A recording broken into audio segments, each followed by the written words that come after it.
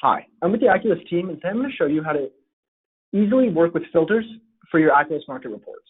We're going to start here on the Pro.MLS listings site and head over to the Aculist market reports button in the bottom right. This will open up a new window dedicated solely to Aculist, and it'll prompt you to enter in a city, zip code, or geographical area.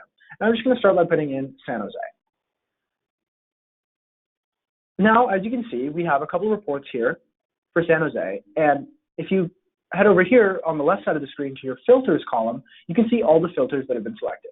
So right now we're just looking at single family homes and we're looking at PDF reports. Now you can further choose a zip code within San Jose or a geographical area. So if you want reports only for Willow Glen, you can look here and it'll give you your reports directly for Willow Glen.